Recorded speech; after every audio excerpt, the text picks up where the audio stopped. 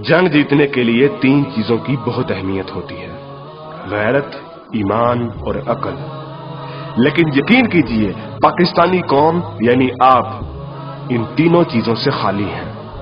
आज मैं आपको मायूस नहीं करूंगा, बल्कि आप लोगों को हकीकत दिखाऊंगा, आप लोगों को आईना दिखाऊंगा। आप लोग वो कौम है कि जिनके इंतहाई संगीन और परेशान कुन हालात में जब आपकी शहरत काटी जा रही थी, तब भी पाकिस्तान के यूट्यूब पर ट्रेंडिंग में ड्रामे और गाने थे। क्या गज़वा हिंद की पेशनगोई इस कौम के लिए की गई थी कि जिसकी 80% आबादी हराम खाती और कमाती है, जिनके पेट में हराम होता है, जिस कौम की 90% आबादी झूठ बोलती है, गाहक को चीज की खामियां और नुक्स बताए बगैर बेच देती है और इसको अक्लमंदी समझती है, जिस कौम की बेटियां टिकटॉक पर नाचती हैं और इस कौम के शाहीन उन्हें बड़ी खुशी से देखते हैं। और यही बेटियां और बेटे जब वालिदैन बनेंगे तो सिवाय नाचने वालों के और क्या पैदा करेंगे, और ये माएं क्या तरबियत करेंगी। हकीकत तो ये है कि बेगैरत हिंदू और यहूदी नहीं, बेगैरत आप हैं। आप पाकिस्तानी बेगैरत हैं। आप लोग वो कौम है जो वैसे तो सारा साल इमाम हुसैन के मुकद्दस नारे लगाती रहेगी, लेकिन जब वाकई में कश्मीर मैदान करबला बनेगा तो सारी कौम वही कूफा वाले बन जाएंगे जिन्होंने इमाम हुसैन से कहा था कि आप आए हम आपका साथ देंगे, लेकिन जब वक्त आया तो कोई अपने घर से नहीं निकला।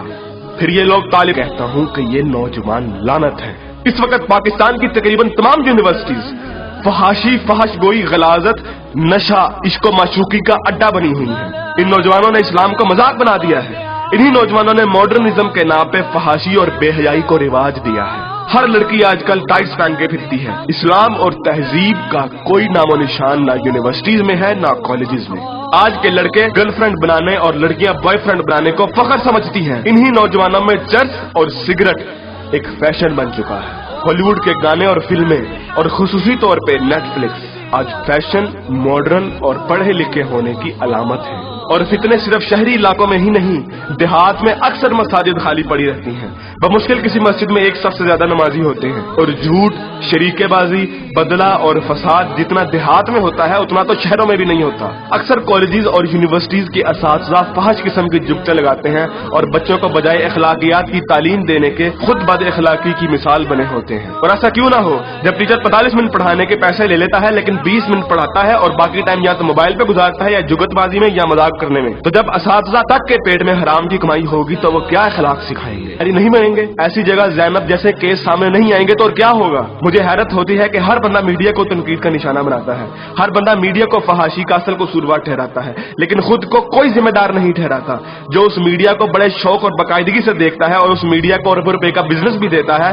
बल्कि टीवी और गाने तो इस कौम के लिए आज ऑक्सीजन बन गए हैं। आप अभी किसी नाई की दुकान पर चले जाएं, किसी दर्जी की दुकान पर चले जाएं, हत्ता कि किसी चिकची रक्शे को देख लें, सब जगह गाने और मुजरे चल रहे होंगे। तकरीबन हर बंदे के व्हाट्सएप के स्टेटस पे या तो कोई टिकटॉक की वीडियो या फिर गाने लगे होंगे। और सबसे बढ़कर बेशर्मी और हराम इस कौम में इस कदर सराहियत कर गया है कि अब तो नातों को भी म्यूजिक के बगैर नहीं सुनते, नातों तक के अंदर म्यूजिक लगा दिया गया है। हमारी कौम का तो मजदूर और गरीब बंदा भी उतना ही खबीस है कि जितना अमीर। हर बंदा हराम खाता। और दुनिया में सबसे ज्यादा ईद मिलादुन्नबी मनाई जाती हो, मुहर्रम के जुलूस निकलते हो, तबलीगी जमात वाले तबलीग करते हो, वही मुल्क दुनिया में करप्शन और झूठ और हराम कमाने में सबसे आगे है। तुम लोग कुर्बानी के लिए जानवर भी लेते हो तो सिर्फ लोगों को दिखाने के लिए, अपना स्टेटस कायम करने के लिए। यकीन कीजिए असल गद्दार आप हैं। कायदे आजम अल्लामा इकबाल और 50 लाख शोहदा के लहू से गद्दारी की है आपने, पाकिस्तान से गद्दारी की है आपने, और सबसे बढ़कर अल्लाह और उसके रसूल से गद्दारी की है आपने। आज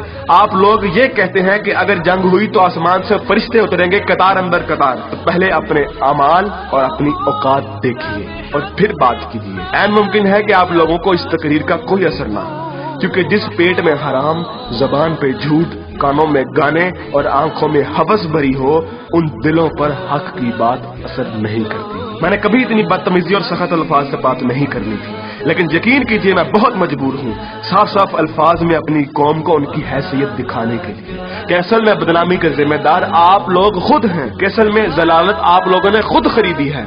ना तो आप कुरान के मोमिन हैं, ना इकबाल के शाहीन।